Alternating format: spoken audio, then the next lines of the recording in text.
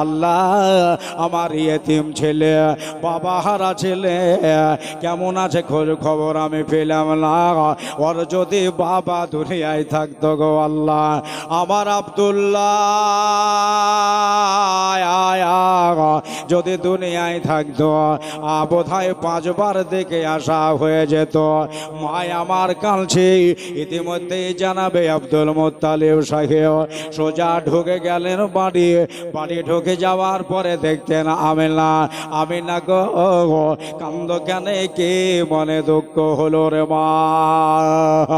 বললো আব্বাজান আপনার পোতা কেমন আছে একটা বার দেখে আসলে কি হয় না? আমার আব্দুল্লাহ থাকলে নবী পাককে দেখে আসতো, বেটাকে দেখে আসতো। আব্দুল মুত্তালিবের মাথায় চাকর ঘুরে গেল। বললো আমিনা রে,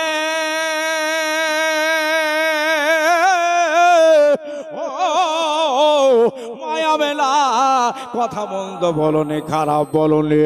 তাড়াতাড়ি করে হাতে লাঠি নিয়ে জানাবে আব্দুল মুত্তালিব বেরিয়ে গেলেন। 130 বছরের জায়েব মানুষ, সামনে দেখতে নিজের একটা আপন বেটা দাঁড়িয়ে, নাম হলো আব্বাস। জানাবে আব্বাসকে বলা হলো, আব্বাস রে আর দেরি কইর না, যাও ওই তায়েফ নগরে সাদ বিন বাকার গোত্রের মহিলা আবু জুয়াইবের বেটি হারেসের বিবি মা হালিমা তুসাদিয়ার বাড়ি যাও, আর আমার মুস্তাফাকে এক নজর তুমি দেখে আসো। চলে যাও, যাও চলে যাও। আব্বাস চড়ে নিলেন ঘোড়ার উপরে। সত্যি তো আমাদের ভাতিজাকে এখনো দেখা হয়নি। আপনার লাগাম টেনে যেতে শুরু করলেন তায়েফ নগরে। মক্কা থেকে তায়েফ দেশে পাড়িয়ে দিলেন, চলে গেলেন তায়েফে। মানুষরে জিজ্ঞাসা করলো, ভাইরা হালিমার বাড়ি কোনটা, হারেসের বাড়ি কোনটা? তারা বলল, ওই দেখেন ওইটা হলো হালিমার গৃহ। ওই গিরে দরওয়াজায় গেলে দরওয়াজায় গিয়া দেখতেছিল দরজায় তালা মারা। দরজার কাছে নেমে গেলেন। পার্শ্ববর্তী একটা মহিলা একটা মুড়া এনে দিলেন। বাবা বসে নেই জায়গায়, হালিমা বাড়ি নাই। হালিমায় চলে গেছে চারোয়া গায়ে, হালিমা চলে গেছে আপনার চারোয়া গায়ে ছাগল চড়াতে। বললো কখন আসবে? বললো বৈকাল না হলে তো আসবে না। তা একটু বসেন, আসার মুখ হয়ে গেছে। সুবহানাল্লাহ বসে হালিমার বাড়ির দিকে শুধু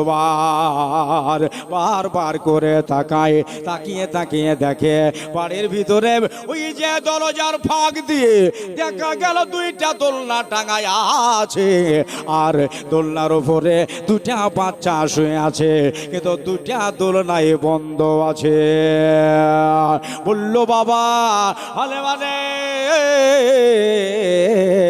তুমি ছেলে নিয়ে এসে সারাদিন দোলনায় শোয়া দিয়া ছাগল চড়িয়ে বেড়াও, আর আমার ছেলের গায়ে মশা লাগলো না মাছি লাগলো, এসব কিছু দেখার আর দরকার নাই। 10 মিনিট আধ ঘন্টা পার হয়, গিয়ে দেখে দোলনা বন্ধ আছে। একটু পরে আপনার ছাগল চড়িয়ে মোটামুটি 140 খানা ছাগল নিয়ে মা হালিমা তুসাদিয়া বাড়ির দিকে রওনা হয়ে গেলেন। চলে আইলেন বাড়ি। দেখতেছেন বিদেশি এক মেহমান নবীজির চাচা আমার দরজায় বসা। বলল, ভাইজান আপনি কখন এসেছেন? ইনি দাঁড়িয়ে গেলেন। মিয়ান থেকে তালবার বার করে, খাপের থেকে তালবার বার করে একবারে সোজা সুজে দাঁড়িয়ে গেলেন। ও হালিমা একটু দাঁড়িয়ে যাও, তোমার আর বাঁচার আশা নাই। কেননা নবীকে লালন পালন করার জন্য এনেছো, কিন্তু নবীকে দোলনায় শুয়ায়া দিয়া তুমি চলে যাও চারোয়া গায়ে, ছাগল চড়ে আসো। হালিমা রে, তোমাকে আজ কেটে ফেলাবো। যদি দোলনা চলতো তুমি বেঁচে যেতে, কিন্তু দোলনাটাও বন্ধ আছে। হালিমা এসে বলতেছে, দোলনা তো চলছে। জোরে বলেন সুবহানাল্লাহ। জনাবি আব্বাস বলছে, আমি 10 মিনিট 20 মিনিট পর পর তাকিয়ে দেখছি দোলনা রুকে গেছে, দাঁড়িয়ে গেছে, স্টপ।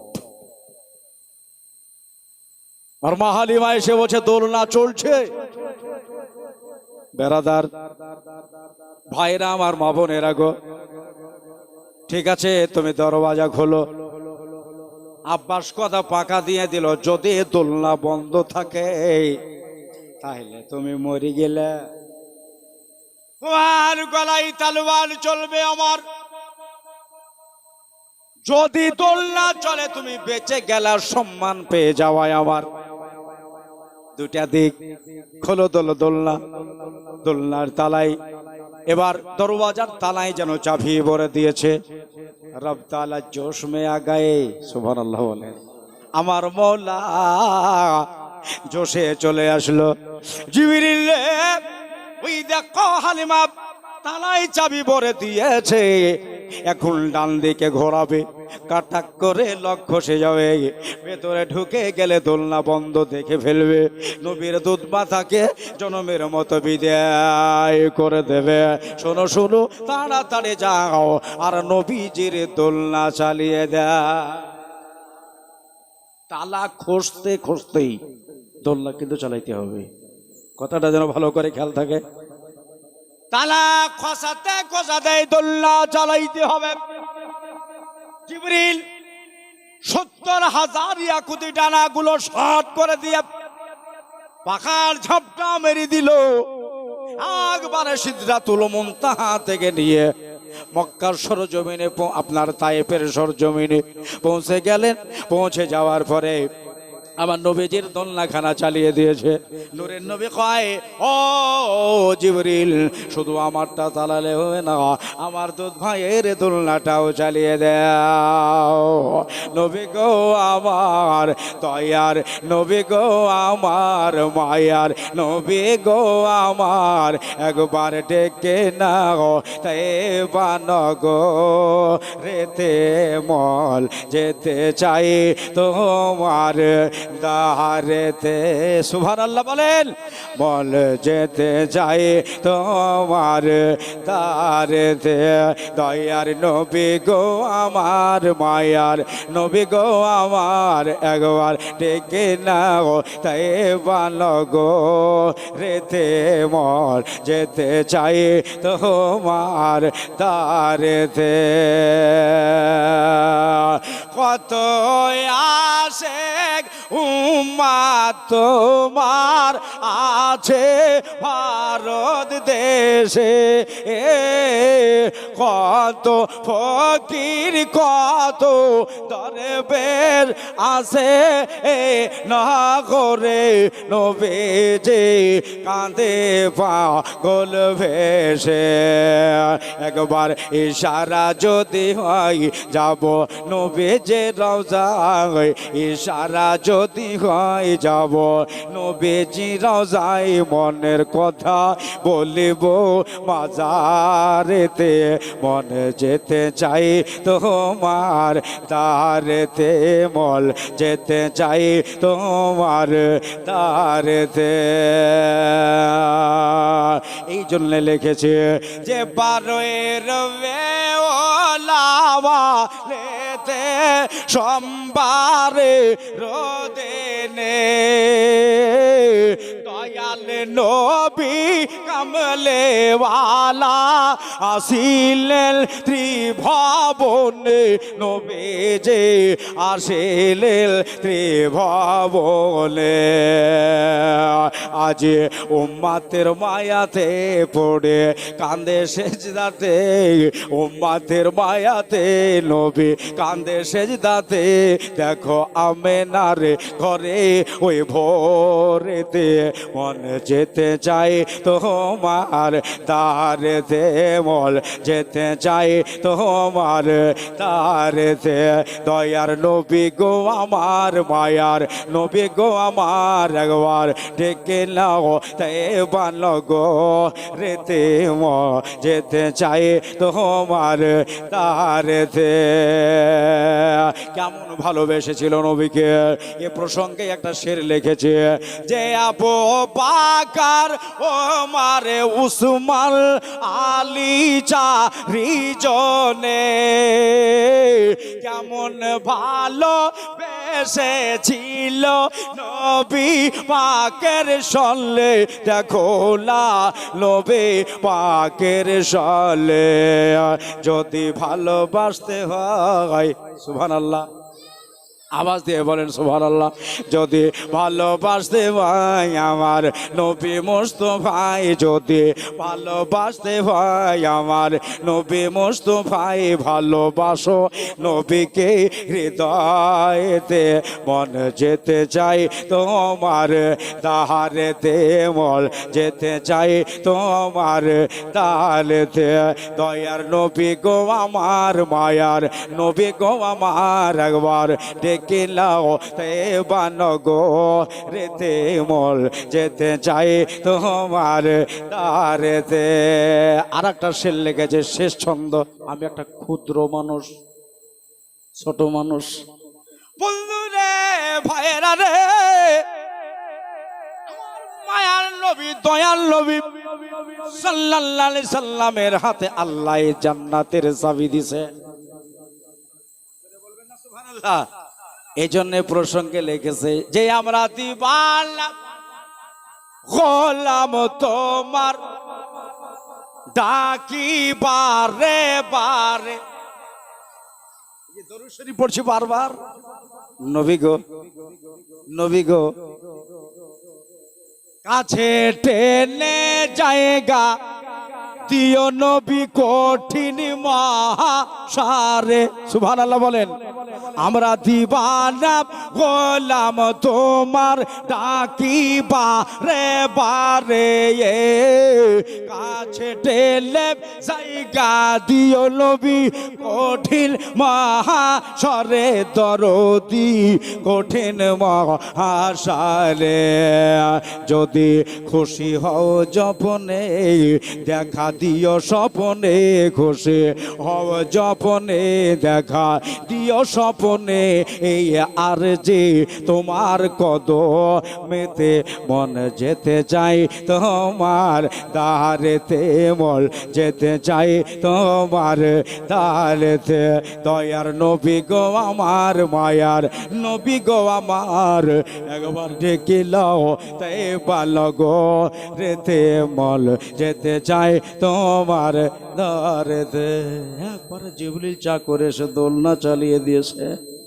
হুজুর বললেন, জিবরিল শুধু আমারটা চালালে হবে না, ওটাও চালাইতে হবে। কথাটা ভালো করে যেন মনে থাকে। বললেন জিবরিল রে,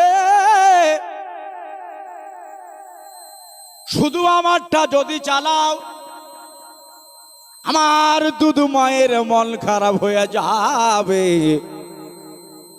মনে করে ওটাও চালিয়ে দাও। জিবরিল বলে, ওটার অর্ডার আল্লাহ দেয়নি, আল্লাহ দেন নাই, না হলে তো চালিয়েই দিতাম। নূরের নবী বললেন, জিবরিল আমি বলছি ওটা চালিয়ে দাও। যেটা নবী বলে মনে করো আল্লাহই বলিছে। ওহো হো, চালাবো? বলে চালাও। মনে করো রসুলের চোখ দেখতেছে দুনিয়া, মুমিন ইয়াদ রাখো ওটা আইনুল্লাহ দেখছে। নবীর হাত চলে, মনে রাখো ওটা ইয়াদুল্লাহ চলছে। নবীর উঁচাই বয়ান করো, কমাই বয়ান করো না। আবার আল্লাহ কয় ওয়ারাফান আলাকা যিকরাক, হাবিব আপনার জিকিরকে, আপনার নামকে আমি অনেক বালান করেছি। জোরে বলেন সুবহানাল্লাহ। আমি অনেক উঁচু করেছি। অতএব বাবা নবীর অর্ডারে ওই দোলনাটাও চলতে লাগলো। দুটা দোলনা বাবা চলতেছে, ক্রমশে আসা আর যাওয়া হয়, আগে আর পেছে হয়। এবার তালা এদিকে ঘষে গেল। আমার ভুল্লার ভাইরা, আমার মা বোনের আগে তালা ঘষে গিয়ে ভেতরে ঢুকে গেলেন। ঢুকে যাওয়ার পরে আমার হালিমা বলছেন, ভাই আব্বাস আপনি আগে যান, না হলে বলবে যে হালিমা তুড়ুক করে গিয়ে দোলনা চালিয়ে দিয়েছে। না এটা তা না করে আপনি আগে যাওয়ার পরে দেখে দোলনা চলছে কি না। জানাবে আব্বাস আগে গেলে আগে যাওয়ার পরে দেখছে সুবহানাল্লাহ একটাও বাকি নাই, দুটাই দোলনা চলছে। জানাবে আব্বাসের চোখ ঝানা বড়া হয়ে গেল, হাতের তালোয়ার খাপে ঢুকে গেল, হাতের তালোয়ার খাপে ঢুকে গেল, ঢুকে গেল। হালেমা একটা কথা তোমাকে আমি জিজ্ঞাসা করি, আচ্ছা বলো দেখি এ দোলনাটা এখন চালায় লোকে? বলল ও ভাই আব্বাস, এই দোলনা যখন আমি চালিয়ে চারোয়া গায়ে যাই, ওই ছাগল চড়াতে যাই চরণভূমিতে, আমি এসে দেখি আমার নবীজির দোলনা চলতে আছে। বলল দুনিয়ার কেউ দোলনা চালায় না, আমি যখন ছাগল চড়াতে যাই এসে দেখি আমার দোল নবীজির পাশে হযরতে জিবরিল এসে বসে আছে।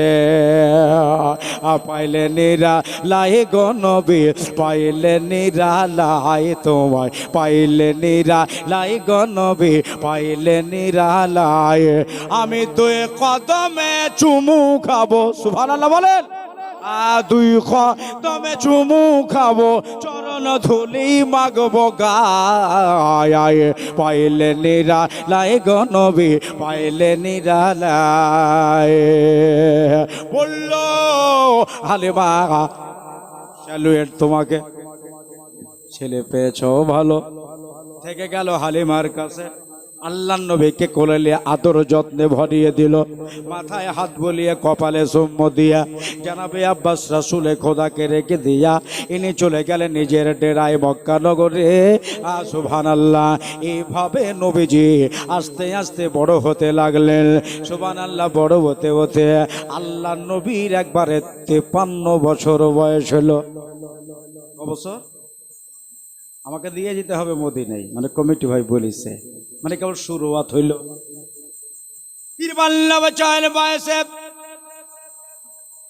মহানবী নূরের নবী হুই মক্কা নগরে আল্লাহর অর্ডারে প্রচার শুরু করলেন। মান ক্বালা লা ইলাহা ইল্লাল্লাহ ফাদাখালাল জান্নাহ। যারা একবার লা ইলাহা ইল্লাল্লাহ বলবে আল্লাহ তাআলা তারে জান্নাত দিবে। একবার শুধু যদি কহে দাও, ঈমান আনতে হবে।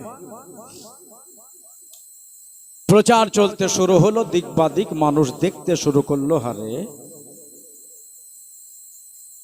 আব্দুল্লাহর ছেলে তো কথাটা খারাপ বলছে না, ভালোই বলছে। আর আমরা জীবনে কোনোদিন একদিনও দেখলাম না যে আমিনার বেটা কোনোদিন জীবনে মিথ্যা কথা বলেছে। বলেন একবার, কোনোদিন মিথ্যা কথা বলেছে? ভাইয়েরা আমার দাদারা,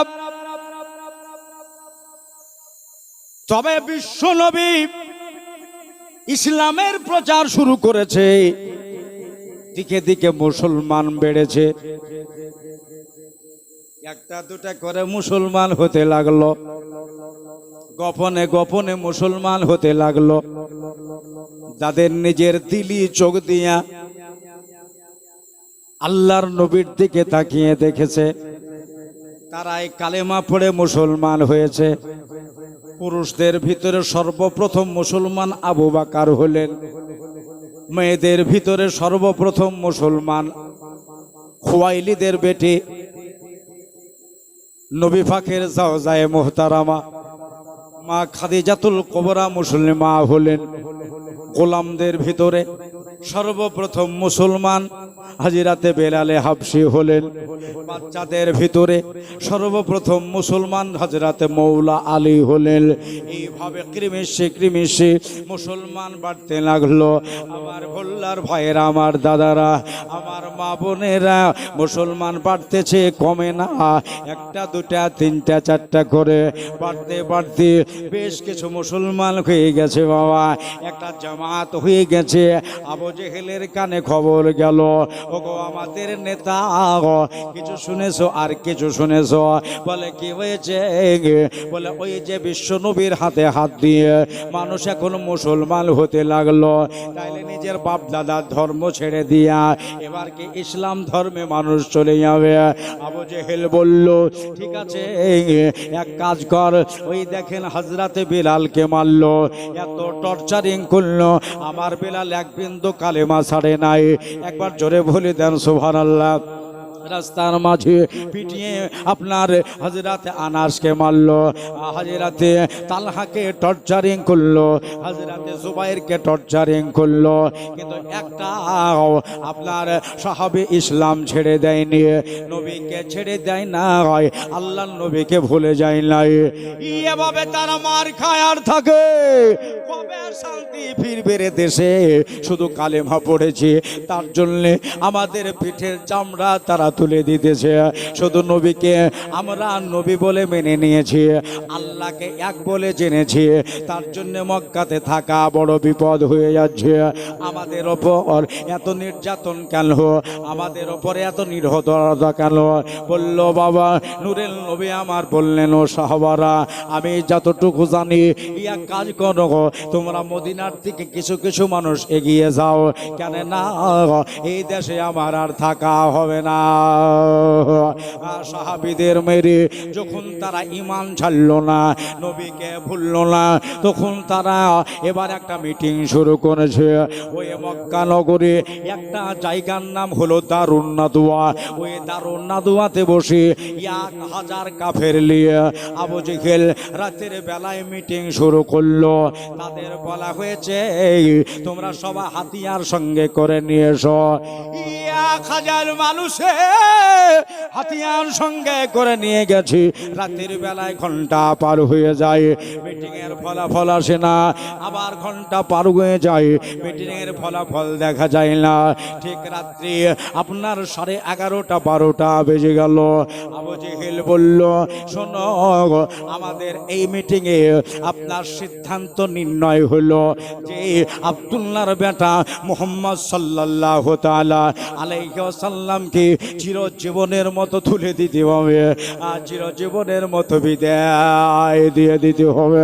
তাহলে তোমাদের ভিতরে সব থেকে পাহলওয়ান যিনি 2 জন যাও, নাইলে 4 জনা যাও, আর ওই আব্দুল্লাহর ছোট্ট কোটরিটাই ঢুকে যাও। ঢোকার পরে দিনের নবীকে কোটি কোটি করে করে করে কেটে ফেলো। 4 জনাকে নির্ণয় করা হলো, তুমি যাবে তুমি যাবে তুমি যাবে। 4টা পাহলওয়ানি বলল ওগো আমাদের নেতা প্রনেতা, আমি যেতে পারবো না, এই জন্য যেতে পারবো না। নূরের নবী আকাশের দিকে একবার যদি ইশারা করে দেয়, আকাশের কলেজা ফেড়ে যায়, আকাশের আপনার কলেজা চৌচির হয়ে যায়, এই জন্য আমি মারতে পারবো না। বলল 10 জনা মিলে যাও। বলে 10 জনা মিলেও যেতে পারবো না, 50 জনা মিলে যাও। দিনের নবীকে আজকেই রাতে মেরে ফেলতে হবে। টুপিওয়ালা থাকবে না, দুনিয়াতে দাড়িওয়ালা থাকবে না, ইসলাম প্রচারক থাকবে না, একটাই দল থাকবে শুধু পূজা করা আর শুধু আপনার দেবদেবীর অর্চনা করা লোকজন থাকবে, তাছাড়া থাকবে না। বলল 50 জন আমরা যেতে পারবো না, এই জন্য যেতে পারবো না। নবীর কাছে 50টা মানুষ কিছুই নয়। আবু জেহেল দেখলো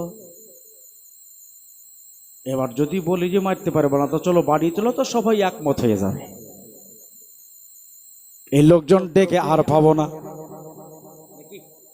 খানা জুড়ে দেখো কতবার বহনুকে ডাকতে হয়, চলো চলো, রাগ করে বসিয়েছে। আমার ভয়ের আমার বাবনেরা, মায়ার নবী দয়ার নবী সাল্লাল্লাহু আলাইহি সাল্লামকে মারার জন্য বারবার লোকজনকে ডাকতে হবে। তবে আর ডেট ফেলাবো না, 3 তারিখ 5 তারিখ 8 তারিখ 10 তারিখ ডেট আর দেব না। আজকে রাতের বেলায় চলো বিশ্ব নবীর বাড়ি ঘেরাও করি। রাতের বেলায় মানুষের 8-10টা বেড়া হবে, তাদাদ মে হাজার সে ভি জায়েদ থে। আমাদের জন্য নবুয়তে লেখা আছে 1000-এরও বেশি লোক ছিল। 1000-এর বেশি লোক ছিল, মানুষেরই 8-10টা বেড়া হবে। যেন মুহাম্মদ সাল্লাল্লাহু আলাইহি সাল্লাম পালাতে না পারে, আমিনার বেটা যেন ভাগতে না পারে, সোজা চলে গেল তারা। আজকে বিশ্ব নবীর বাড়িতে কেউ নাই, শুধু আলী মুর্তজা আর নবী। জোরে বলেন সুবহানাল্লাহ। দুজনে রয়েছে।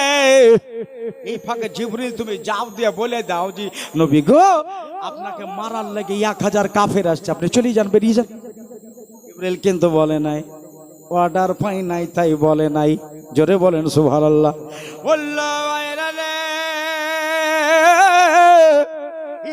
1000 মানুষে নবীজির বাড়ি ঘেরাও করে ফেললো।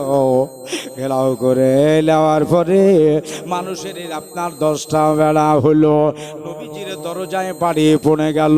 দরওয়াজা খোলো, ও আমিনার বেটা দরওয়াজা খোলো, আজকে তোমার রেহাই নাই, তোমার খাতির নাই, খায়রিয়াত নাই, তোমাকে জনমের মতো বিদায় করে দেব। সুবহানাল্লাহ। আল্লাহর নবী নিজে কানে শুনছে, বাড়ির ভেতরে বসা, ঘুমোতে যাবে, বিছানায় যাবে। ইতিমধ্যে জিবরিল চলে আসলেন। মওলার অর্ডারে, আল্লাহর অর্ডারে জিবরিল চলে এসে, জিবরিল এসে কানে কানে বলতেছেন, আসসালামু আলাইকা ইয়া রাসূলুল্লাহ। বলেন সুবহানাল্লাহ। কি বলছে? আগে সালাম আরজ করলেন, সালাম দিয়ে দেওয়ার পরে দয়ার নবী মায়ার নবীকে বলেন, হুজুর আর দেরি নয়, এবার আপনি এই 53 বছর বয়সে নিজের মায়ের ভূমি, পিতৃভূমি এই কাবাতুল্লাহকে ছেড়ে দিয়া আপনি সোজা এখন মদিনায় হিজরত করে। আল্লাহর অর্ডার হয়ে গেছে, আমার মওলার হুকুম হয়ে গেছে। নূরের নবী উঠলেন, এখন নিজের মাতৃভূমি ছাড়তে হবে, যে আল্লাহর ঘর কাবা ছেড়ে চলে যেতে হবে। হযরতে আলী বললেন, হুজুর যদি আমাকে একবার হুকুম দেন, হিয়া রাতের বেলাতে তলোয়ার নিয়ে আমি 1000 মানুষের সাথে লড়াই নেমে যাব। নবী আমার বললেন, আলী রে, রাতের বেলায় ঝামেলা করতে হবে না, কাছে এসো। পকেট থেকে একটা চিরকুট বাহির করলেন। মায়ার নবী, দয়ার নবী একটা টোকেন বার করলেন। টোকেনটাকে আলী মুর্তজার হাতে দিলেন, এটা ধরো, আর এই টোকনটা লিয়া যা লেখা আছে তাই করবা। আর এই দেখো কিছু টাকা লাও, এতে কার কার নাম লেখা আছে, কে ক টাকা পাবে। সকাল যখন হবে এই ধার দেনাগুলো মিটিয়ে দিয়া তুমিও মদিনায় চলে এসো, আমি এক্ষুনি মদিনায় চলে যাব। জোরে বলেন। হযরতে আলী দাঁড়িয়ে, হুজুর তাহলে আমি আপনার সাথে যাচ্ছি না? বলে না, আমি তো তোমাকে নিয়ে যাচ্ছি না, তুমি থেকে যাও। হুজুর একাই থাকবো বাড়িতে? বলে হ্যাঁ একাই। ওই যে আমার বিছানা, খালি বিছানা, ওই বিছানাটা আজকে রাতের বেলা আলী শুয়ে থাকবে। যাও, চলে যাও আপনার আমার বিছানায়। নবীর বিছানায় গিয়ে আলী শুয়ে গেলেন। আল্লাহর নবী উঠলেন। এবার ওই আপনার বারান্দা থেকে নেমে, আপনার নিচে নেমে আঙ্গিনা থেকে এক মুষ্টি বালি মাটি উঠালেন। মাটি উঠাবার পরে একটা অংশ পড়লেন কোরআন শরীফ থেকে, সূরা ইয়াসিনের একটা অংশ। অংশটা হলো ওয়াজআলনা মিন বাইনি আইদিহিম সাদ্দাও ওয়া মিন খালফিহিম সাদ্দান ফাকশাইনাহুম ফাহুম লা ইবসিরুন। এতটুকু আয়াত পরিবেশনা করে আপনার বালিটায় ফু দিয়ে দেওয়া হলো। ফু দিয়ে সামনের দিকে চালানো, অন্তত সামনেকার মানুষগুলা যেন আমারে দেখতে না পায়। তাদের চোখে পড়বে, চোখ খচখচ করবে, তারা দেখতে পাবে না। সাথে সাথে আমার আল্লাহ তাআলা গায়েবান একটা আওয়াজ দিয়ে বলতেছেন, হাবিব, বালি চালাবার কাজ হলো আপনার, আর সারা কাফেরের চোখে পৌঁছে দেওয়ার কাজ আমার কুদরত গ্রহণ করল। মানে সব বাড়ির চোখে এখন বালি পৌঁছে দেবে আল্লাহ পাকের কুদরত। একবার জোরে বলেন সুবহানাল্লাহ। যেমনি বালি চালিয়েছে আর ওই বালি উড়ে উড়ে উড়ে তামাম কাফের চোখে পড়তে লাগলো। সবার চোখে পড়েছে, কেউ বাকি যায়নি, সব চোখ নিয়ে ব্যস্ত হয়ে গেল। ব্যাপার কি? চোখে কি পড়লো, চোখে কি পড়লো, চোখে কি পড়লো? নিজের হাতের তরবারি, হাতের তলোয়ার মাটিতে রেখে দিয়ে নিজের চোখ নিয়ে ব্যস্ত হয়ে গেল। আর নূরের নবী তাদেরই শরীরে ঘেষ্টন দিয়ে আশা দিয়ে আমার হুজুর বেরিয়ে চলে গেলেন। তারা বিন্দু মাত্র টের পায়নি। একবার জোরে বল। একটু বুঝতে পারেনি। সোজা হাঁটতে হাঁটতে হাঁটতে জানাবে হাজিরাতে আবু বকর সিদ্দিক রাদিয়াল্লাহু তাআলা আনহুর বাড়িতে গিয়ে দরজায় খুব আস্তে করে ডেকেছে, আবু বকর বাড়িতে আসো। যেমনি বলা আবু বকর বলেন লব্বাইক ওয়া সাদাইক ইয়া রাসূলুল্লাহ আনা হাজিরুন। হুজুর এই তো আমি আবু বকর। আল্লাহর হাবিব বললেন, আবু বকর বিছানায় কি ঘুমাও নাই? একটা ডাকে কেমন করে সাড়া দিলে? আবু বকর বলেন, নূরের নবী গো, শুধু আজকে নয় 6 মাস থেকে বিছানায় ঘুমাইনি। জোরে বলেন সুবহানাল্লাহ।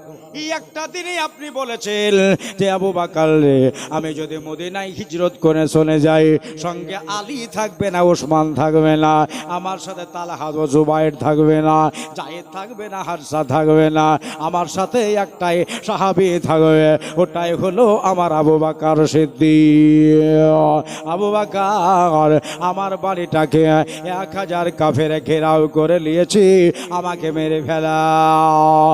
আর জ্বললে চলো আমার সাথে চলো, এক্ষুনি মদিনায় চলে যেতে হবে। যাও একবার বাড়িতে বলে আসো, তোমার বিবি সাহেবাকে বলে এসো, তোমার বেটা আব্দুর রহমানকে বলে এসো যে রাতের বেলায় এখন আমি নবীর সাথে মদিনায় চলে গেলাম। বললো, ইয়া রাসূলুল্লাহ, ইয়া হাবিবাল্লাহ, আমি বিবিকে আর বলতে যাও না, আমি আর আমার বেটা আব্দুর রহমানকে বলবো না। কেন হুজুর? আমি আমার বিবিকে বলেই রেখেছি যদি রাতের বেলায় নবী আমার চলে আসে, নবীর সাথে আমি মদিনায় চলে যাব।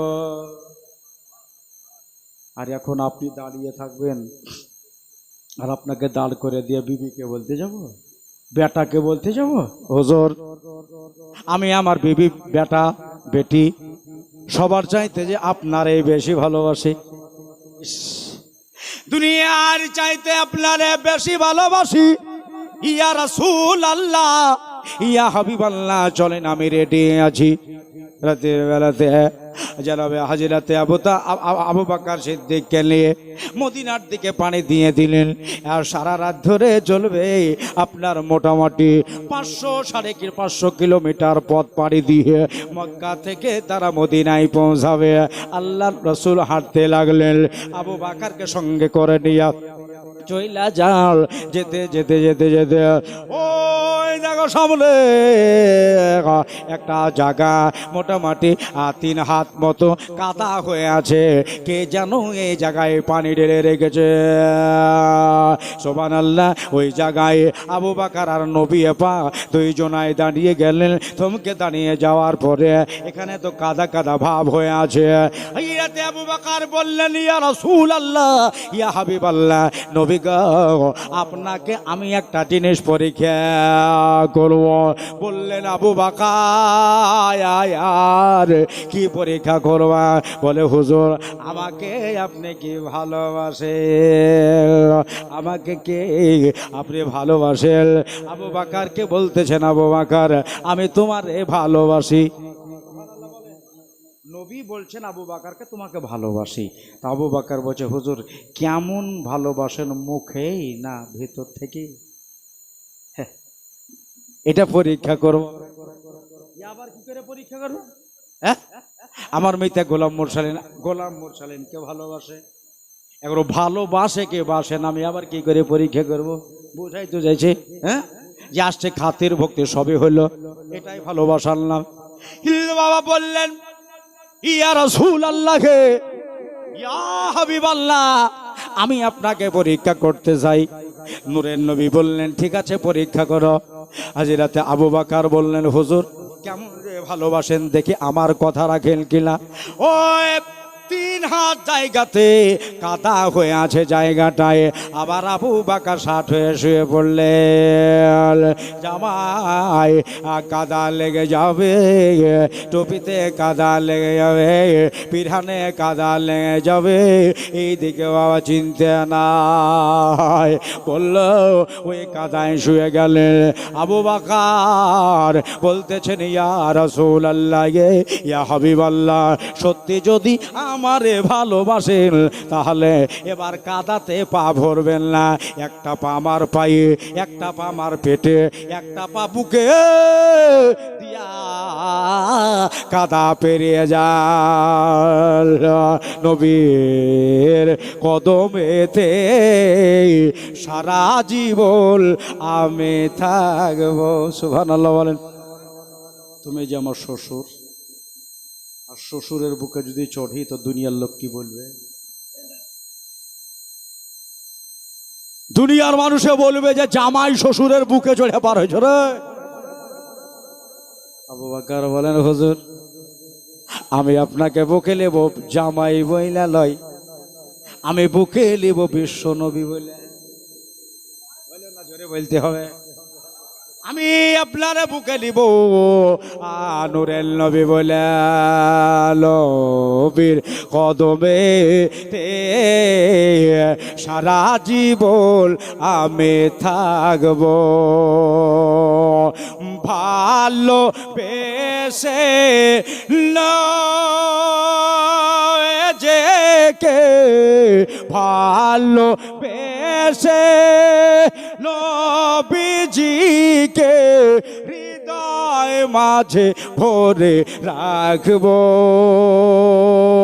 ও নবীর চরণেতে সারা জীবন আমি থাকবো। জোরে বলেন মারহাবা। হুজুরের সাল্লাল্লাহু আলাইহি সাল্লাম নুরি কদম আবু বকরের শরীরের ওপর দিয়ে পার হয়ে গেলেন। গায়ে কাদা দিয়ে আবু বকর দাঁড়ালেন। খুব খেয়াল। আবু বকর বললেন হুজুর আমি বুঝলাম সত্যি আমারে ভালোবাসেন। হাঁটতেছেন, কাফের বাড়িতে ঘেরাও করেছে। কিছু দূর চলে যাওয়ার পরে, ও ভাইজান একটু দূরে চলে যাওয়ার পরে আবু বকর বলে হুজুর আপনার কাছে যদি আমি কিছু চাই আমাকে কি নারাজ করবেন? নবী বলেন কি চাইবা চাও, যা চাইবা দিয়ে দেবো। ঘর যা চাইবা আজ তাই দিয়ে দেব। নবী বলেন বলো শুধু মুখে একবার ফুটে দাও। আবু বকর বললেন হুজুর সব জায়গায় আপনার সাথে, মক্কার সাথে, মদিনার সাথে, বদরের সাথে, খৈবরের সাথে, ওহুদের সাথে। নবী গো একটা জিনিস এটাই বলার, ইন্তেকালের পরে আমার কবরটা যেন আপনার মাজারের কাছে হয়। নূরের নবী গো আপনাকে ছাড়া আমি থাকতে পারি না, আপনাকে ছাড়া আমি রইতে পারি না। আপনি যেখানে মাটি হবেন, আপনার যেখানে রওজা হবে, ওই রওজার পাশে আমার জানে কবরটা হয়। আল্লাহর নবী বলেন আবু বকর এত ভালোবাসো আমারে, যাও তোমার কবর আমার কবরের কাছে হবে। কথা হয়ে গেল। হাজী সাহেবরা যারা যায় দেখবেন লব্বাইক ইয়া রাসূলুল্লাহ, লব্বাইক ইয়া রাসূলুল্লাহ, আসসালামু আলাইকা ইয়া রাসূলুল্লাহ। নবী রওজার সামনে গিয়ে বলে, আর দেখবেন একটু পরে মুখটাকে ঘুরিয়ে দিয়ে বলে আসসালামু আলাইকা ইয়া আবু বকর। জোরে বলেন আবু বকর যারা আমারে সালাম দিতে আসবে দুনিয়ার মানুষের সালাম তুমিও পাবা।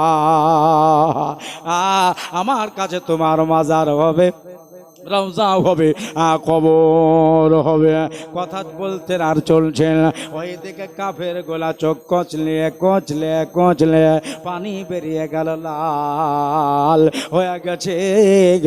এবার চোখের পানি কেটে দেখতেছেন সবার তলোয়ার গুলো মাটিতে পড়ে আছে। দরজা খোলা, ঢোক বাড়ির ভিতরে, ঢোক বাড়ির ভিতরে ঢুকে যাওয়া হলো। ঢুকে যাওয়ার পরে দেখতেছেন বিছানায় শুয়ে আছে, চাদর মোড়া দিয়ে, শরীরে চাদর গায়ে দিয়ে আপনার শুয়ে আছে। কেউ বলে ডাইরেক্ট খ্যাচ করে কেটে দাও, আর কেউ বলে না না ডাইরেক্ট মারিও না। ঘুমের ঘরে মানুষকে যদি মারো কি বুঝবে? ওকে জাগো, ওকে জাগাও, জাগাবার পরে ওকে তালোয়ার মারো। আহাদানি করবে, ও আহা করবে, তবেই না মজা লাগবে। কত দুশ্মন ছিল তারা। যেমনি মুখের কাপড় আলগা করে দেওয়া। দেখতেছেন নবীর বাজায় আলী শুয়ে আছে। নবীর জায়গাতে মৌলা আলী শয়ন করে রয়েছে। ডাক দেওয়া হলো, আলীর খুব ঘুম এসেছে। আলী গো, ও আলী বলো তোমার নবী এখন কোথায় লুকিয়ে? খাটের তলে না বেড়ার তলে, ছাদের ওপর না ছাউনির তলে? মৌলা আলী বললেন, ও কাফির মক্কা, মক্কার কাফির রে, নবী আমার খাটের নিচে নাই, নবী আমার লুকাবার পাত্র নয়। এই 53 বছর বয়সে সোনার মাতৃভূমিকে ছেড়ে দিয়া ওই যে ইয়াসরাবনগরকে সোনার দেশ বানাতে চলে গেল রে। ওই শোকের ঘরকে সোনার বাড়ি বানাতে চলে গেল। নবী আমার মদিনার দিকে রওনা হয়ে গেছে। কাফেরেরা আল্লাহ নবীর পেছন ধরল, দৌড়ে যায় দৌড়ে যায়। আল্লাহ নবী স্বাভাবিক হাঁটছে, কাফেররা জোরে জোরে হাঁটছে, দৌড়ে যায় দৌড়ে যায়। এইভাবে যেতে যেতে 500 কিলোমিটার পথ পাড়িয়ে দিয়ে তারা বাবা এবার মদিনায় ঢুকে যাবে। একবারে সকাল বেলা হয়ে যাবে, নবীকে পেয়ে যাবে, জনমের মতো তারা বিদায় করে দেবে। কিন্তু এখনো রাত আছে, ওই যে দিহাইশা পার হয়ে গেছে, 1 ভাগ রাত এখনো বাকি আছে। একটু পরে ফজরের আজানের সময় হবে। কিন্তু বাবা ওই কানে আবু বকরের একটা আওয়াজ পেল যে আমার পিছে মনে হলো 1000 মানুষের পায়ের আওয়াজ লাগে। আবু বকর আল্লাহ নবীকে ইশারা দিয়ে বলেন, রহমাতুল আলামিন পেছে গেল কাফের রবে দিল বাসাবে না, কাফের বেদিল চলে লুকাই পাহাড়ের গুহায় আছেন শুয়ে সোনার। সুবহানাল্লাহ। তাহলে মনে আছে বলেন, নবী গো শুয়ে আছে সোনার মদিনায়। হুজুর এরা তো আমাদের দেশেরই কাফেরের মতো লাগছে। আপনাকে বোধহয় পায়নি, তারা রাস্তা ধরেছে, আমাদের পিছা করেছে। আর সত্যি কাফেররা রাস্তা ভুলও করেনি। যে রাস্তা দিয়ে নবী হেঁটে গেছে ওই রাস্তাটা মুশকে আম্বারের মতো খুশবু করছে, আর তারা শুনছে আর চলে আসছে। চল এটা দিয়ে চল, এদিক দিয়ে রসুল গেছে, এই দিক দিয়ে মুস্তাফায়ে দোজাহা গেছে, চল চল চল চল। আমার দাদার আমার ভাইরা আস্তে আস্তে আস্তে আস্তে এবার বোধহয় ধরা পড়েই যাবে নাকি। রসুল দেখলেন এইখানে তো একটা পাহাড় দেখা যায়, এই পাহাড়টার নাম হচ্ছে পাহাড় সোর। সোর, সোর পাহাড়। তো এর গুহাটা অনেক উঁচুতে, অনেক পাহাড়ের গুহা নিচে হয়, মিডিলে হয়, কিন্তু সোর পাহাড়ের গুহা হলে একবারে চূড়ার উপরে, মাটি থেকে 5500 ফিট উঁচুতে। ওই পাহাড়ের গুহাতে যদি আমরা ছুপাই লুকাই বড় কষ্ট হবে। নবী বলতেছেন কাফেররা আস্তে আস্তে আমরা পৌঁছে যাব, চলো আল্লাহ আমাদের সাথে আছে, আমরা হইলাম রহমানওয়ালা, আর যারা আসছে ওরা হইল শয়তানওয়ালা। হ্যাঁ, আমরা হইল হক্ক সাদাকাতওয়ালা, আর যারা আসতেছে ওরা হইল জুলম ও জালালাতওয়ালা। ঠিক নাই? চলো পাহাড় বাইতে শুরু করি। ওপরে উঠলেন, ওঠার পরে বড় কষ্ট করে মেহনত করে সোর পাহাড়ের ওপরে উঠে আল্লাহর নবী দেখতেছেন ভেতরে ঢোকার পরে পাহাড়টা খালি খালি আছে বটে, চিন্তা নাই, সারা রাত হেঁটেছে, শরীরটা ক্লান্ত ক্লান্ত মনে হচ্ছে। নূরের নবী আমার, বিশ্ব নবী আমার, রহমতের নবী আমার 60 হয়ে গেলেন। আবু বকর আসমোড়া দিয়ে বসলেন, আর আবু বকরের মুবারক জাঙ্গে মাথা দিয়ে নবী লম্বা হয়ে গেলেন। সুবহানাল্লাহ। বন্ধু, দোস্ত,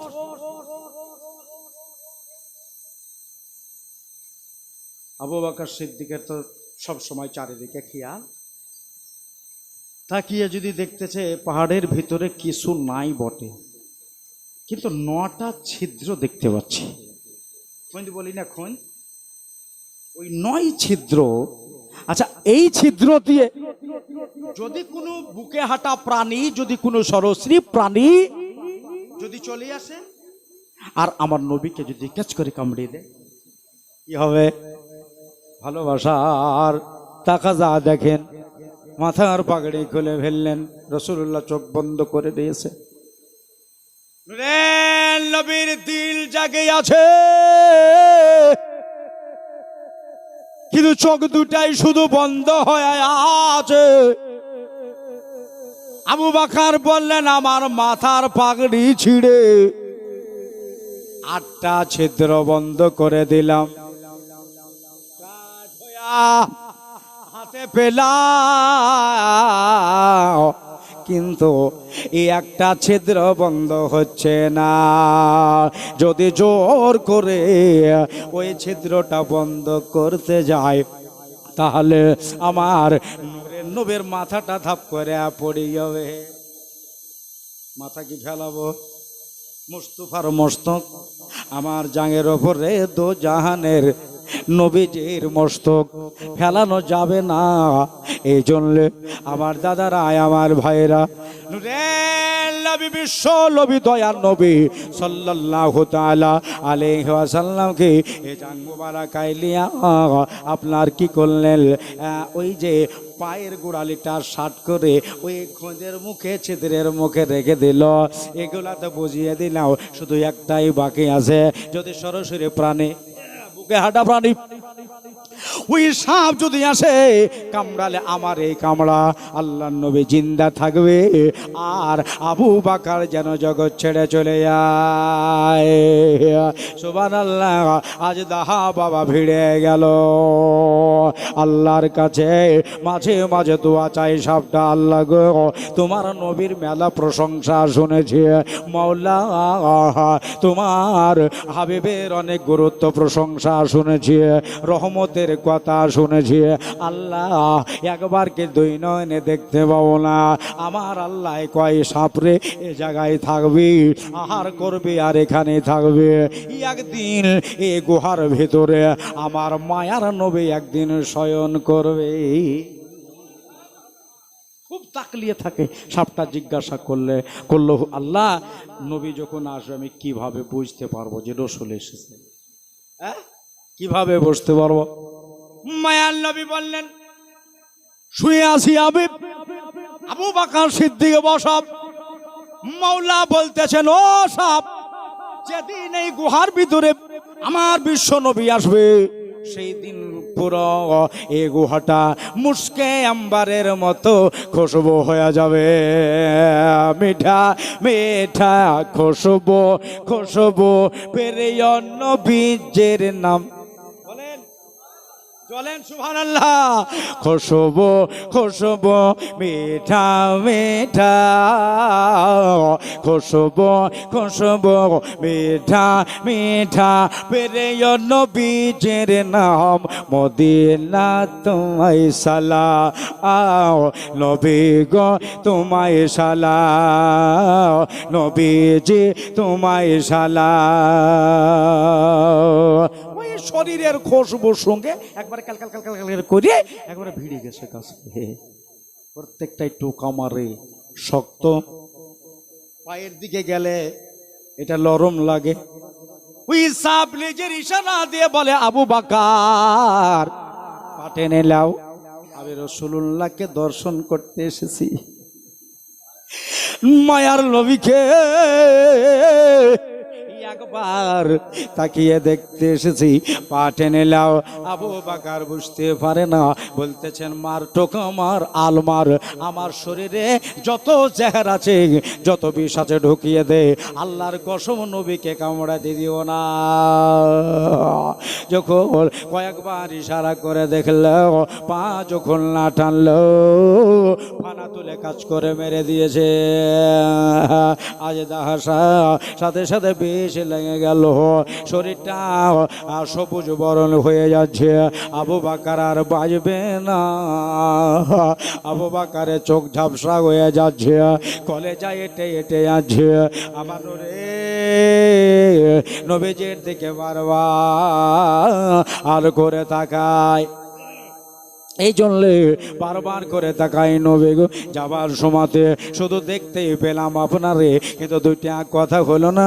এক্ষুনি আমার কাছে ইজরাইল ফেরেশতা চলে আসবে আর আমাকে নিয়ে পালিয়ে যাবে।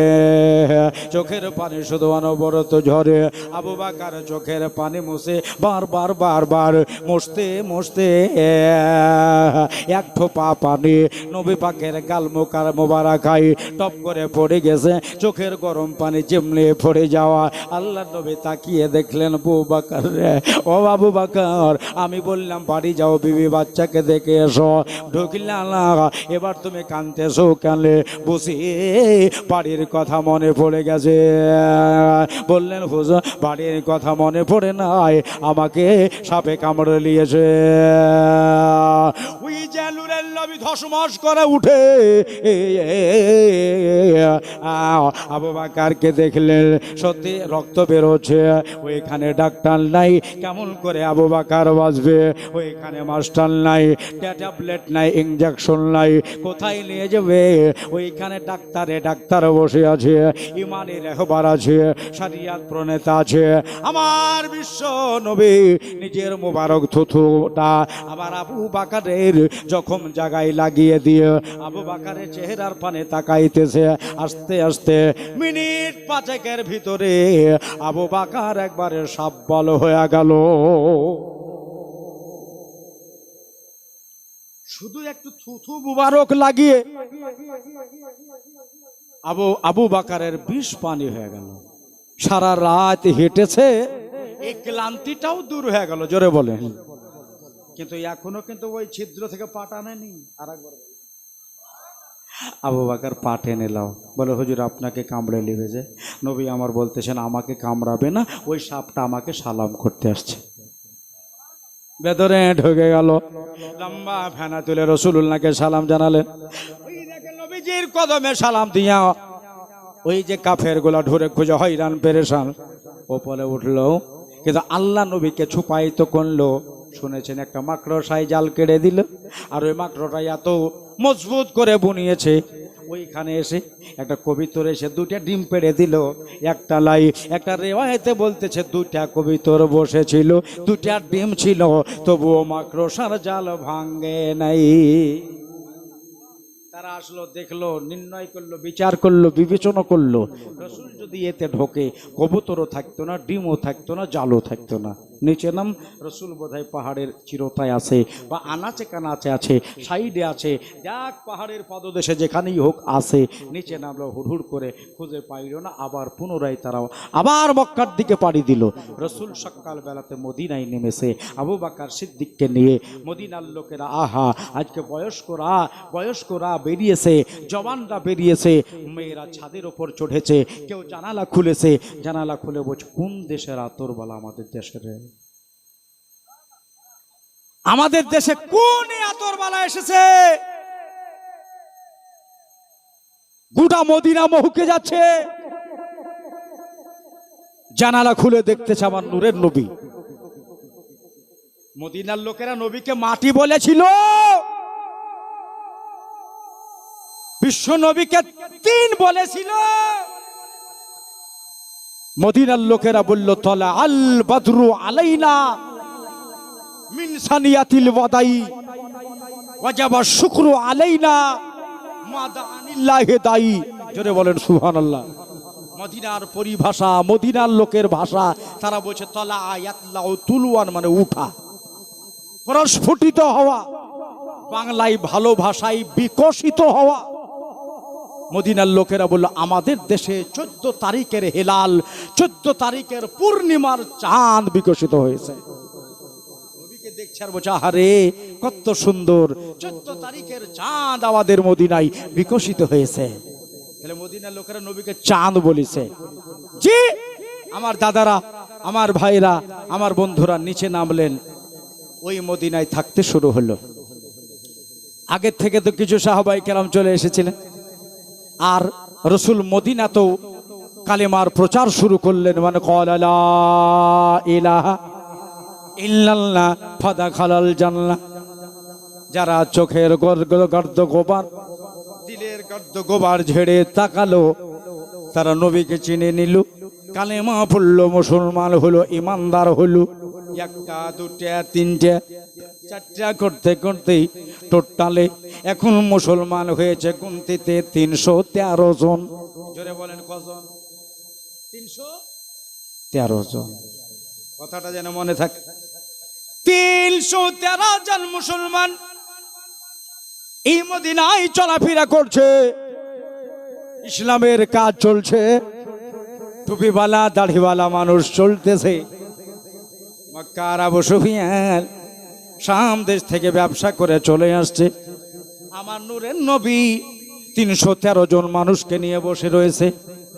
সুবহানাল্লাহ বলেন। 313 জন মানুষকে নিয়ে বসে রয়েছে। আবু সুফিয়ান দেখে আর জান জড়ে গেল, এখানে কেন মোহাম্মদ সাল্লাল্লাহু আলাইহি সাল্লাম, ও এতে মোহাম্মদ এই জায়গায় তুমি কেন? ইনি বললেন এখানে আমি চলে এসেছি। এরা কারা? নবী আমার বললেন এরা হলো আমার পেয়ারা। একবার জোরে বলেন সুবহানাল্লাহ। একটা নাতের অর্ডার আছে দোস্ত বুজুর্গ আমার, একটা অর্ডার রয়েছে, রাত্র হচ্ছে আর শিরিনিও চলে এসেছে, খিচুড়িতে পেট ভরে খেয়েই নিয়েছে। হ্যাঁ সবাই 11টা পার হয়ে গেছে। ইনশাল্লাহ আর আধা ঘন্টা বলবো, তবে আপনাদের কাছে রিকোয়েস্ট 11:30টায় দোয়া শুরু হবে। দোস্ত বুজুর্গ আমার, সামাইনে কেরাম, বেরাদারান ইসলাম, প্রতি বছরের ন্যায় এই বছর আপনারা নবীর মজলিস মুনাক্কিদ করেছেন, আর এই মজলিসে শিরকাত গ্রহণ করেছেন, সকলে এসেছেন, হাজিরি দিয়েছেন। মাশাআল্লাহ সুবহানাল্লাহ। দোস্তরে বুজুর্গরে আমার, এই মজলিসটাকে যতদিন বাঁচবেন যতটুকু ছোট করে পারলেও জারি রাখবেন, কেননা নবী পাকের মিলাদ শরীফ খোদ আল্লাহ মানিয়েছে। নবীর মৌলুদে পাক ফেরেশতাতেও মানিয়েছে। নবী পাকের মৌলুদে পাক যদি আল্লাহ মানায় তা আমাদের কর্তব্য হচ্ছে কিনা? মানাইতে হবে কিনা? সওয়াব পাবেন, নেকি পাবেন, নেকি থেকে খালি নয়। তো মনিরুল সাহেবকে 1000 করে 2 জনা 3 জনা দিয়েছিল, তাইনি? সামনে বছর যাতে জালসাটা করতে পারেন ভালোভাবে, মন গেলে দিবেন, জোর করে কারো কাছ থেকে কাঢ়ি লিব না। 5টা মানুষ 500 টাকা করে টাকা দেন সামনে বছরের জন্য। পারবেন দিতে? একটা মানুষ আদা করতে পারবেন মাত্র 500 খান টাকা। এখন থাকলে দিবেন, না সকালে দিবেন, না পরশু দিন দিবেন। নবীর মজলিসের জন্য মানুষ তো মনে হচ্ছে চিন্তায় পড়ে গেল, এবার কি হলো কি হলো। হ্যাঁ উঠিছে একটা, হ্যাঁ সুবহানাল্লাহ। কি নাম? গোলাম মোস্তফা। 500 টাকার একটা দাতা, নবীর প্রেমিক, নবীর মহব্বতকারী, জশ্নে ঈদে মিলাদুন নবীর পক্ষের মানুষ, নবীজির জাশন পাকের লেগে 500 টাকা। কি নাম? আলামিন, আলাউল মল্লিক, 500 টাকা। 2টা হয়ে গেল। আর আর হাত উঠবে না? দেখেন একটা, ওটা একটা খাজার গজাল শুনবো আপনাদের, রিকোয়েস্ট করা আছে যেটা। 5টা হয়ে যাক।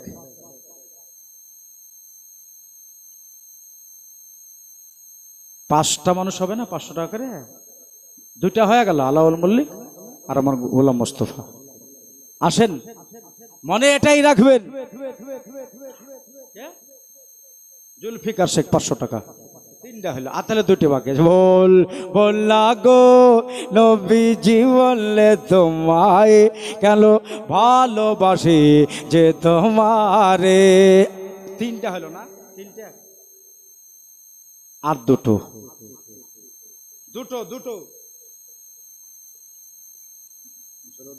এসেছে। হে লিখে দিল ফরিদুল মল্লিক। 4টা হলো তাহলে, আর একটা। আচ্ছা এদিকে, আচ্ছা মা বোনেরা নাই দেশে, ওরা কোথায় শুনছে গো? একটা কমেন্ট এসে জানতো, কোনো দরদি, কোনো দিদি, কোনো বোন যদি আমার 500 টাকা দেয়, কাল নাহলে পরশু নাহলে তরশু, 3টে মা যদি হয়ে যেত। কমেন্টে ছেলে আছে এখানে? কই একটা যাও তো,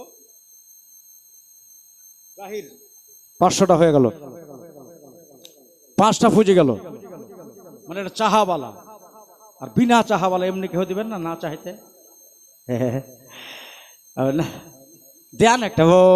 বললা গো নবীজি বললে তোমায় ভালোবাসি যে তোমারে, ভালোবাসি যে তোমারে, ভালোবাসি গো, ভালোবাসি গো, ভালোবাসি গো, ভালোবাসি গো। একবার জোরে সুবহানাল্লাহ। ওরে শুধু মুখে নয়, অন্তরে গো, অন্তরে গো। বলবো না গো নবীজি বললে তোমায় ভালোবাসি যে তোমারে।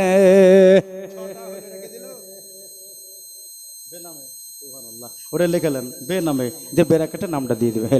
সুবহানাল্লাহ। 6টা হলো, 6, 7, 8, 9, 10, 11, এখনো 5টা। আর কেউ আছে হাত উঠাবা? দেখি কোনো ভাই যদি থাকে। নাই? খাজার মোহব্বতে একজনা দেন তাহলে 500 টাকা। খাজার মোহব্বতে আমার গরিবে নওয়াজ হিলদা ললি, একটা ব্যক্তি। সুবহানাল্লাহ। খাজার দিওয়ানা গো, আমার খাজার মাস্তান। হ্যাঁ এখানে 7টা হলো, 8, 9, 10, 11, 4টা বাকি আছে। হে আর উঠবে না হাত। আমার গরিবে নওয়াজ হিলদা ললি, কি নাম? নূর মোহাম্মদ। সুবহানাল্লাহ। 8টা হলো খাজার মোহব্বতে। আর উঠবে হাত। আর একটা আছে, 8টা হয়েছে, আর 3টা বাকি আছে। সুবহানাল্লাহ। ছেলেটাও ঘুমায় চলো গো, লে তাড়াতাড়ি। নাজিবুর শেখ। 9টা হয়ে গেল, আর 2টা বাকি আছে। মা বোনেরা যদি বেশি নাও পারেন তাহলে 200 টাকা করে দিয়েন, 500 টাকা যদি সম্ভব না হয়। এমনি গরিব এলাকা, তবু এদেশে দান ভালো দেয় মোহব্বতের জন্য। সুবহানাল্লাহ। 9টা, আর এখানে হয়ে গেল 10। রোস্তম আলী 1000 টাকার দাতা। সুবহানাল্লাহ। নারে তাকবীর, জোরে জোরে নারে তাকবীর, নারে রিসালাত। রোস্তম আলী সাহেব 1000 টাকার দাতা। আর একটা বাকি, 10টা হয়ে গেছে, 11টা বুঝে গেলে বাস। আমার এটি কটা বলা হয়তো আখারি বেনাবাদ হিলদা ললি, খাজা বাবা জিলদা বলি, গেলে দেখতে পাই খাজা মরা নয়, মরা নয় রে বাবা, মরা নয়, মরা নয় রে। দয়াল রসুল বলেন খাজা ভারতেতে যাও, অন্ধকারে পড়ে আছে ভারতের গাও। খাজা বাবা আসলেন তিনি ভারতের বুকে, এখন তিনি শুয়ে আছে ওতে পর সুখে। আজি আসে কেন মনের কথা সবই শুনতে পাই বাবা মরা নয় রে খাজা মরা নয় রে এবার খাজা বাবা এসে বসে দিল্লির মাটিতে পৃথিবীর লোক আসিয়া দেখিল দিকে দিকে একবার জোরে বলেন সুবহানাল্লাহ পৃথিবীর লোক আসিয়া দেখিল দিকে দিকে আজি এমন মহান আল্লাহর ওলি সরাবার উপায় নাই বাবা মরা নয় রে খাজা মরা নয় রে এবার দিল্লি থেকে আজমেরেতে দয়াল বাবা যায় পৃথিবীর লোকে খাজা বাবাকে পানি দিল নাই খাজা বাবা বলে বন্ধ আমার জন্য পানি আজ আজমেরেতে পানির জন্য লাগবে টানা টানি আরেকজন পাঁচশো দেন এইটুকু লোটাতে গোটা নাসাগরে পানি ঢুকে যাবে নাই কোন একটা আশেক নাই একটা বাকি আছে 10টা হয়ে চলো দেখে মানে 1000 টাকা বলা 10টা আর একটা বাকি আছে একটা দেন যাচ্ছে সুবহানাল্লাহ যাচ্ছে দিল্লি থেকে আজমেরেতে দয়াল বাবা যায় পৃথিবীর লোকে খাজা বাবাকে পানি দিল নাই খাজা বাবা বলে বন্ধ আমার জন্য পানি আজ আজমেরেতে পানির জন্য লাগবে টালা টালে আজমেরেতে পানির জন্য লাগবে টালা টালে আমার খাজা বাবার লোটার ভেতর জোরে সুবহানাল্লাহ আওয়াজ দিয়ে বলেন সুবহানাল্লাহ খাজা বাবার লুটার ভিতর আনা সাগরের পানি এসে যায় বাবা মরা নয় রে খাজা মরা নয় রে খাজা বাবার এই কারামাত শুকিয়ে গেছে ফেটে গেছে পানি নাই কাদা হ্যাঁ এই কাদা কি এখন খাওয়া যাবে খাজা বাবার এই কারামাত ছড়িয়ে যে গেল এবার লাখো লাখো মানুষ এসে কালেমা পড়িল জোরে বলেন সুবহানাল্লাহ খাজা বাবার এই কারামাত ছড়িয়ে যে গেল লাখো লাখো মানুষ এসে কালেমা পড়িল আজ খাজার দিকে তাকাইলে নবীর সন্ধান পায় বাবা মরা নয় খাজা মরা নয় রে আজ আজমেরেতে দয়াল বাবার মাজার দেখতে পাই লাখো লাখো মানুষেরা জিয়ারতে যায় সুবহানাল্লাহ বলেন আজমেরেতে দয়াল বাবার মাজার দেখতে পাই লাখো লাখো মানুষেরা জিয়ারতে যায় আজ দিনের চেরাগ তুমি বাবা দিনের চেরাগ তুমি বাবা তোমার মানে দেখতে পাই বাবা মরা নাই মরা নয় রে খাজা মরা নয় রে আল্লাহ হুম্মা পড়েন সাল্লে মৌলানা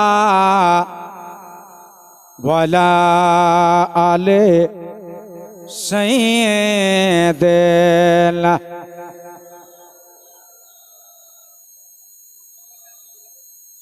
একটা মসজিদ নামে একটা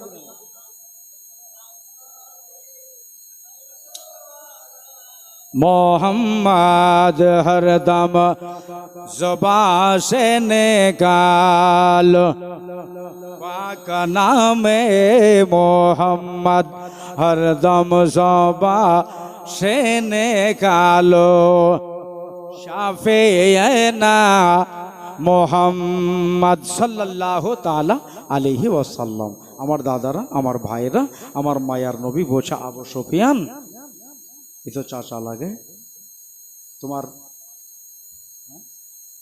কি নাম নাম বলতে হবে না সুবহানাল্লাহ এই যে 150 টাকাটাই বড় লাগছে 100 টাকা ছোট লাগছে অল্লাহ বলছি কথা হ্যাঁ টাকার তো কোনো ভাঁজে মিলছেই না দাঁত কাবড়া হয়ে গেছে কুকুর দেখাতে থাকে না একটা মানুষ টানুষ, এদিকে একটা দাঁত ওদিকে একটা, টাকা সাইজ ওরকম। হ্যাঁ হ্যাঁ, 500 কি 100 কেজি বুঝে দিয়েছে না। হ্যাঁ, তো আবু সুফিয়ান বলছে মুহাম্মদ সাল্লাল্লাহু আলাইহি ওয়াসাল্লাম, তোমার আর খাইরিয়াত নাই, তোমার আর বাঁচার আশা নাই, তোমাকে মেরে তারপর আমরা মক্কায় ফিরবো। এখানে এসে মুসলমান শুরু করিস, হ্যাঁ, এখানে এসেও তুমি ইসলামের বার্তা দিচ্ছ। ডেকে পাঠানো হলো আবু জেহেলকে, খবর পৌঁছানো হলো কানে। আবু জেহেল বলল গ্রামে বাইর হয়ে, ও গ্রামের লোকেরা হালাক হয়ে গেলাম। মক্কার মানুষেরা বাহির হলো, কি হলো গো আমাদের নেতা? বলল শুনছো, একটা মিথ্যা প্রচার করেছিল। কি? কিতাবের নাম হলো নাইমি খুতবা দ্বিতীয় খণ্ডে এই ঘটনাটা লেখা আছে, মাদারের জন্য বউয়াতেও আছে। বলল বাবা আমাদের একটা দল, আবু জেহেল বলছে আমাদের একটা দল মুলকের সামদেশ থেকে ব্যবসা করে চলে আসছিল, আর ওই মদিনাতে যেমনি আসা মুহাম্মদ সাল্লাল্লাহু আলাইহি সাল্লাম দল বললিয়া আমার লোকের কাছ থেকে সব টাকা কাঢ়ি নিয়েছে। কত মিথ্যে কথা! ওদের সাথে ঝামেলা নাই, ঝগড়া নাই, এমনি কথাবার্তা হচ্ছে। আর আবু জেহেল বলছে মেরে ধীরে সব টাকা পয়সা কেড়ে নিয়েছে। তাই নাকি? আচ্ছা ঠিক আছে, চলো ওখানে গিয়ে নবীকে মারবো। 1450 মানুষ রেডি হইল। আরে বাপরে, সব্বারে হাতে তালোয়ার, ঢাল, খাবার, পানি, মেয়েদেরকেও নিয়েছে, ঢোল ডাঙ্কা নিয়েছে। নবীকে মেরে বাজনা বাজাইতে বাজাইতে তারা বাড়ি আসবে। হে পৌঁছিল মক্কায়। মক্কায় পৌঁছাবার, মদিনায় পৌঁছিল। মদিনায় পৌঁছাবার পর নবীর সাথে ভেট হলো, কথা হলো। আল্লাহ রসুল বলতেছেন আবু জেহেল তুমি আমাকে মেরে ফেলতে চাও, কিন্তু আমাকে মারতে হলে 313 জনকে আগে টপকাইতে হবে, তারপরে আমার পর্যন্ত পৌঁছাতে পারবো। হ্যাঁ, এক কাজ করো, এই 313 জনকে যদি তুমি মারো, একটা বড় জায়গা লাগবে। এই গলি খুঁজিদের রাস্তাতে হবে না, একটা বড় দেখে জায়গা দেখো যেখানে শান্তিভাবে লড়াই করতে পারি।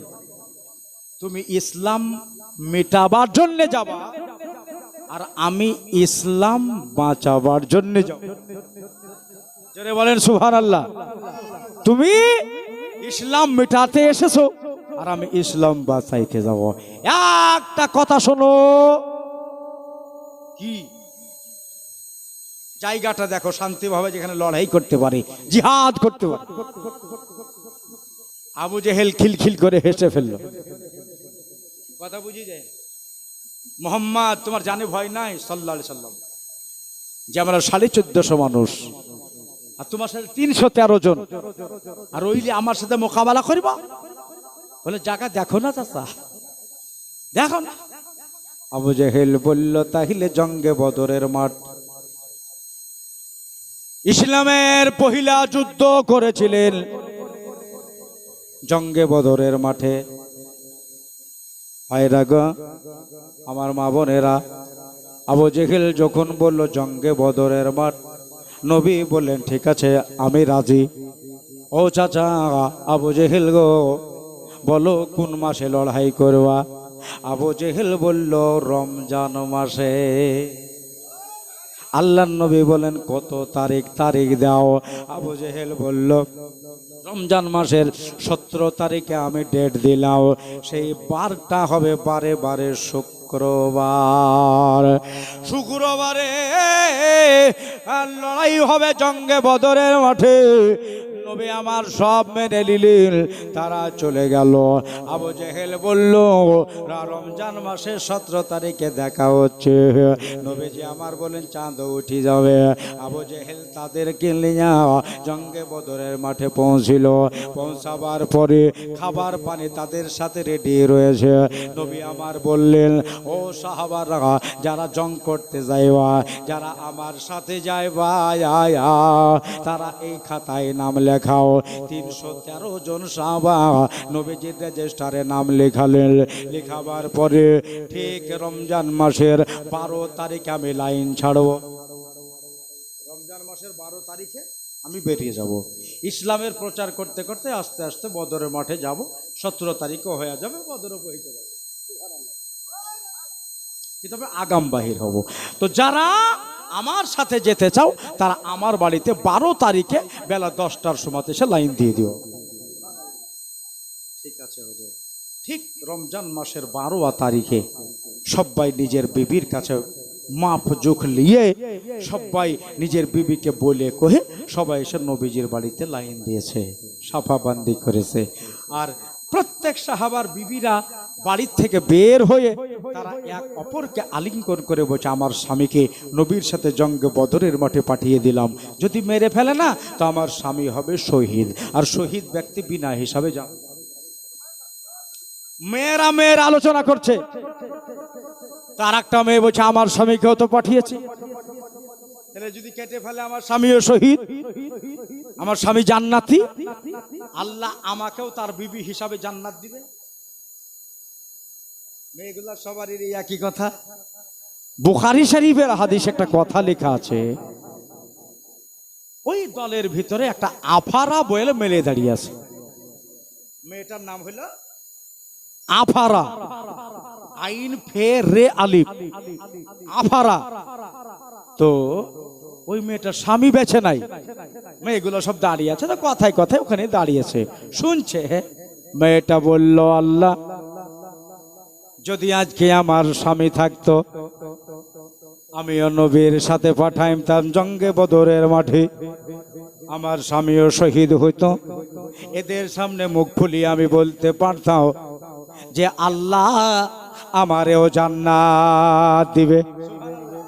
কিন্তু আমার স্বামী দুনিয়ায় না, আমার স্বামী পাঠাবার মতো নাই, তোরাই জান্নাতে লেওয়ালে কর। আমি এখন চলে গেলাম বাড়িতে যাওয়ার পরে বারান্দায় বসে মা গালে হাত দিয়া ভাবতে চোখের পানি বেরোতে লাগলো। মা জোরে জোরে কাঁদছে, স্বামী নাই, কিন্তু তার 2টা ছেলে, একটার বয়স হলো 9 বছর, একটার বয়স হলো 10 বছর। একটার নাম হলো মাউজ আর একটার নাম হলো মুআজ। 2 ছেলে বলল, ভাই রে, মা এরকম করে বসে কোনোদিন কাঁদে না, আজ কেন ওই জায়গায় মা বসে কাঁদে? চল না জিজ্ঞাসা করে কাছে যা হলো। কাছে যাওয়ার পরে বলতেছেন, মা গো, এমনি করে কান্দ কেন? বলে, বাবা, তোদেরকে বলে আমার লাভ হবে না। বলে, মা, যদি লাভ হয়ে যায়? বলো না কিসের লেগে কাঁদছো, বলো। বলে, বাবা, বাইরে শুন গাগি, একটা একটা করে সবারই স্বামী পাঠিয়েছে, তাই বড় নাম লিখছে। স্বামী শহীদ হলে আল্লাহ ওদেরকেও জান্নাত দেবে। আজকে তোর বাবা যদি থাকতো আমিও বুক ফুলিয়ে বলতে পারতাম আমার স্বামীকেও পাঠিয়েছি। নবীর সাথে পাঠাবার মতো আমার কেউ দুনিয়ায় নাই, যে ওই বদরের মাঠে একজন কি জান দেবে। ছোট ছেলে 2টা বলল, মা, এর জন্য কাঁদছো? বলে, হ্যাঁ। এবার তাইলে চোখের পানি মুছে নাও। জোরে বলেন সুবহানাল্লাহ। চোখের পানি মুছে নাও। বাবা নাই তো কি হবে? এবার বাবার বদলে আমরা 2 ভাই গিয়ে ওই বদরের মাঠে 2টা জান দিব। বাবা থাকলে একটা জান দিত, বাবার বদলে গিয়া আমরা দুটো আজান দেব। মা বলছে তোদেরকে নিয়ে যাবে না, বাচ্চা ছেলে তোরা। বলে মা তুমি আগে রাজি হয়ে যাও, তারপরে রাসূলুল্লাহকে রাজি করে নেব। ছেলের গোসল হয়ে গেল, সুরমা দেখায় আপনার চোখে দিয়ে দিয়া, জামা কাপড় পরিয়ে দিয়া, রেওয়ায়েত বলে তায়াম্মুম করিয়ে জামা পরিয়ে দিয়া, চোখে সুরমা দিয়ে আপনার হাতে দুটা ছোট ছোট তালোয়ার ধরানো হলো। সুবহানাল্লাহ বলে। মা বলছে শোন টাকা, তোদের দুই ভাইকে আমি আল্লাহর রাহে দান করে দিলাম। দুই ভাইকে আল্লাহর রাহে, খোদার রাহে দান করে দিলাম।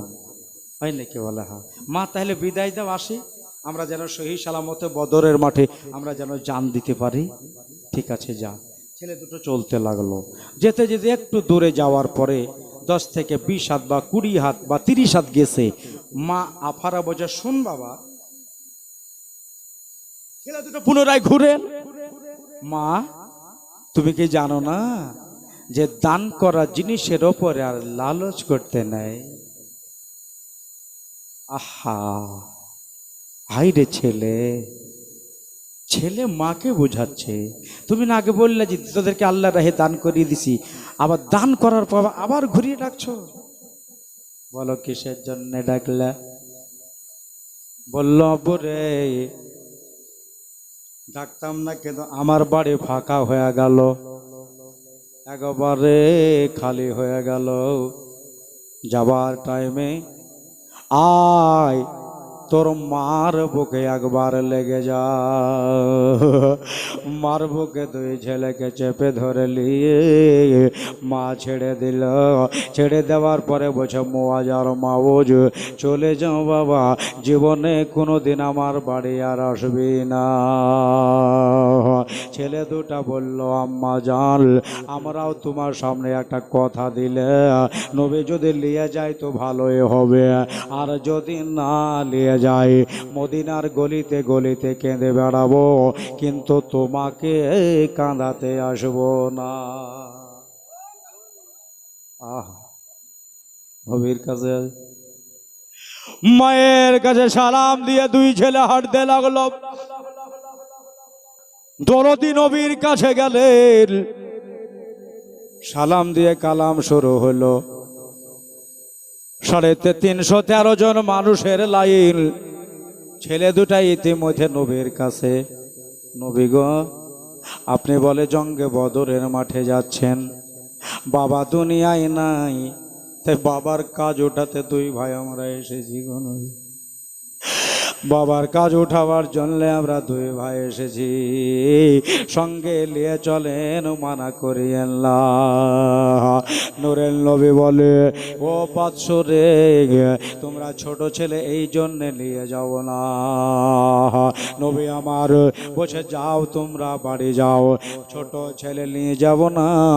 ছেলে দুটা বললেন ইয়া রাসূলুল্লাহ, যদি আপনি আমাদের জন্য একবার দোয়া করে দেন, আপনার দোয়াতে পালোয়ান হয়ে যাব। আল্লাহ দোয়াতে পালোয়ান হয়ে যাও, কিন্তু আমাদের নিরাশ করে আল্লাহ। মাকে বলে এসেছি যদি নিয়ে যায় ভালো, আর যদি না নিয়ে যায় মদিনার গলিতে গলিতে কেঁদে বেড়াবো হুজুর, কিন্তু মাকে কান্দাইতে আর যাব না। ও ভোলার ভাইরা, আমার ভোলার মা বোনেরা গো, ছেলে দুটা যাবে, নবী বলছে যাও, চলে যাও, নিয়ে যাও না। উঠে যাচ্ছে, ছেলে দুটা ছাড়বে না, কিন্তু নবী আমার বলে যা তোরা বাহিরে যাও, তোদের দুই ভাইয়ের লাভ ধরা হবে। যদি না পে পুজো তাহলে নিয়ে যাব, আর যদি লাভে না পুজো তাহলে নিয়ে যাও না। ছেলে দুটা বাইরে গেল, বড়টার লাভ ধরা হলো, বড়টা না পে পূজা গেল। না পে গেল,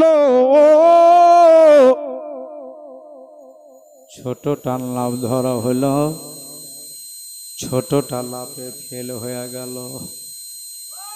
বাড়ি চলে যা, তোর আর হবে না।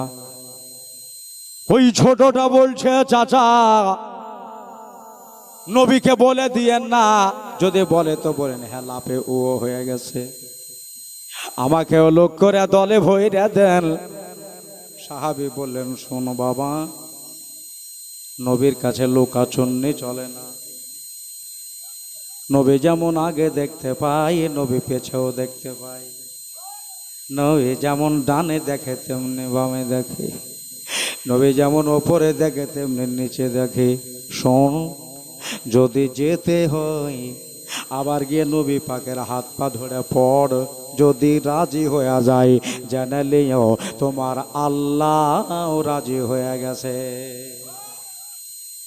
ছেলেটা গিয়ে আবার নবীকে বলেন, হুজুর আমি লাফে ফেল হয়ে গেছে, আমাকে আপনি নিজে ইজাজত দিয়ে নিয়ে চলেন। বলে, না আরো হবে না, আমি এবার চলে যাচ্ছি। নবী আমার উঠে যাচ্ছে, কিন্তু ছোট ছেলেটা বলছে আর তো যাওয়া হলো না, নবীর কথাও অমান্য করে আর যাওয়া হবে না। বন্ধুরে, ওই আমার ভাইয়েরা রে, ছোট ছেলেটা বলছে, হুজুর 1 মিনিট দাঁড়ান, একটা শুধু কথা বলবো, যদি গ্রহণযোগ্য হয় হবে, না হলে আপনি চলে যাবেন। বলল, বাবা বল, কি বলবি রে? বলে, ইয়া রাসূলুল্লাহ গে, ইয়া হাবিবাল্লাহ, আচ্ছা যুদ্ধের মাঠে আপনার শক্তিওয়ালার দরকার না বেশক্তিওয়ালা? নবীকে প্রশ্ন করেছে ছোট ছেলেটা। বলে, কেন? না তা জিজ্ঞাসা করছি, আপনার শক্তিওয়ালা লোকের দরকার না বেশক্তিওয়ালা? তো নবী বলছে, শক্তিওয়ালারই দরকার। তো হুজুর মানবেন কি মানবে না বুঝতে পারছি না। 1 বছরের বড় আমার ভাই, মাথাতে একটু লম্বা হয়েছে, ওয়াই নিলেন। কিন্তু একটা কথা বলবো, আমার বড় ভাই চেয়ে আমারই শক্তি বেশি। সুবহানাল্লাহ বলেন। আপনি বললেন যে শক্তিওয়ালার বেশি দরকার, আমার বড় ভাইয়ের চাইতে আমারই শক্তি বেশি। আর যদি বিশ্বাস না হয় হুজুর, তো ওকে ডাকেন, আপনার সামনে যদি পাড়ে নিচে ফেলতে না পারি তো কি বলেছি, পারবি তো? বলে, না পারলে নিয়ে যাবেন না, আর যদি পারি তাহলে নিয়ে যাবেন তো? বলে, হ্যাঁ পারলে নিয়ে যাবো। ওর বড় ভাই বাহির থেকে বলছে, তুই বাবা আমাকে কবে পারলি? মানে মনে মনে যদি ডাকে তা আমি আবার হারবো নাকি? বড়টাকে ডাকা হলো, এদার এসো, কাছে ডেকে লিয়া 2 ভাইকে লড়িয়ে দেওয়া হলো। ছোটটা রে, যদি বড়টাকে পারতে পারোস তাহলে আমি তোমারেও নিয়ে যাব। বাছড়া বাছড়ি লাগা গেল ওই জায়গায়। এই লড়াইটা ফেরেশতা দেখছে, লড়াইটা সাহাবী দেখছে, আর তারা মারহাবা বলছে। বড়টা পেড়ে দেওয়ার উপযুক্ত হয়ে যায়, এখনো কেউ কাউরে পারতে পারেনি। তবে লড়াই চলতে চলতে বড় ভাইয়ের কাল ছোটটার মুখের কাছে চলে এসেছে। ছোটটা হাত পা ছেড়ে দিয়া বড়টার মাথা চাকে চেপে ধরেছে। ছোট বলল বড়টাকে, ভাই তোমার কাছে এই লড়াইয়ের ভিতরে আমার একটা আবদার। বলে, কিসের আবদার? বল বল বল বল। বলে, ভাই বাড়িতে বাবা যতদিন ছিল, বাবা ছিল গার্জেন, আর বাবার পরে মা ছিল গার্জেন। বাড়ির থেকে বেরিয়ে চলে এসেছি, এখন তুমি আমার বড় ভাই, তুমি হলে আমার গার্জেন। ভাই গো, আবদার হলো এটা, তোমার নামটা নবীর রেজিস্টারে চড়ে গেছে, তোমার নামটা নবীর খাতায় চড়ে গেছে। তুমি আমাকে পারলেও নিয়ে যাবে, না পারলেও কিন্তু নিয়ে যাবে। নাম যেহেতু ঠিক আছে, আর আমি যদি তোমারে পারতে না পারি তাহলে নবী কিন্তু নিয়ে যাবে না। ভাই বসে বসে অঙ্ক কষে দেখলাম, এটা ছাড়া আমার আর উপায় নাই। আবদার এটা, তুমি নিচে পড়ে যাও আর তোমার বুকে আমারে বসিয়ে তাহলে আমারও যাওয়া হবে, আমাদের জোড়া ভাঙবে না। ঠিকই তো বলেছিস, এটা তো মাথা বিরাট জবর। হ্যাঁ, আমার পারলেও নিয়ে যাবে, আমার না পারলেও নিয়ে যাবে, তুই না পারলে নিয়ে যাবে। ঠিক। লড়াই চলতে চলতে বড়টা ধপ করে পড়ে গেল, আর ছোটটাকে বুকে বসিয়ে নিল। মিনিট 5 ধরে থেকে ছোটটা উঠে ধুলা বালি ঝেড়ে বলছে, হুজুর দেখলেন তো, পারবো বলেছি তো বাড়ি ফেললাম। এবার বলেন আপনি নিয়ে যাবেন কিনা? আল্লাহর নবী মুচকি হেসে মৃদু হেসে তাবাসসুম হেসে বলতেছে, যা তোদের দুজনাকে অর্ডার দিলাম লাইনে ঢুকে যাও। তবে একটা কথা শুনে যা, শোন কি হলো, তোদের দুই ভাইয়ের শহীদ জঙ্গে বদরের মাঠে হয়ে যাবে, তোরা জীবনে আর বাড়ি ঘুরে আসতে পারবি না। ছেলে দুটো বলছে আলহামদুলিল্লাহ। জোরে বলে। রোজার মাসের 12 তারিখে লাইন কোচ করা হলো। আস্তে আস্তে ইসলাম প্রচার করে যায়। 16 তারিখে রাতের বেলাতে, সন্ধ্যাবেলায় জঙ্গে বদরের মাঠ পৌঁছিলেন আল্লাহর রাসূল সাল্লাল্লাহু আলাইহি ওয়াসাল্লাম। জঙ্গে বদরের মাঠে একদিকে রাসূলুল্লাহর শিবির স্থাপন হলো, অন্যদিকে কাফেরেরা শিবির স্থাপন করেছে। সুবহানাল্লাহ। সারা রাত কেটে গেল। তারা কেউ খেজুর নিয়ে গেছে, কেউ পানি একটু একটু করে খেয়ে রাতের বেলাতে তারা রোজা ধরে নিয়েছে আমার মায়ার নবী এবং সঙ্গে যারা সাথী সব রোজা। সকাল হলো, সকাল বেলাতে সূর্য উদিত হওয়ার পরে নবী পাক সমস্ত সাহাবীদেরকে নিয়ে দোয়া করলেন, আল্লাহ এই যুদ্ধের ময়দানে অন্তত হারিয়ে দিও না আল্লাহ। আল্লাহ যদি এখানে হেরে যাই, মানুষ সবাই বলবে যে নবী কিছু জানে না, আর মুসলমান হয়তো হইতে চাইবে না। আল্লাহ এই যুদ্ধের মাঠে আমাকে জিতিয়ে দিও। আল্লাহ দোয়া কবুল করে নিয়েছে। আমার দাদার, আমার ভাইরা, আমার দিদিরা, আর 10 মিনিট বলবো বিরক্ত হচ্ছেন না তো? জি, দরুদ শরীফ পড়েন। আর একটু বলি, ঠেকিয়ে দেবো, ছেড়ে দেবো। আল্লাহুম্মা সাইয়্যিদানা মাওলানা মুহাম্মাদ ওয়া আলা সাইয়্যিদিনা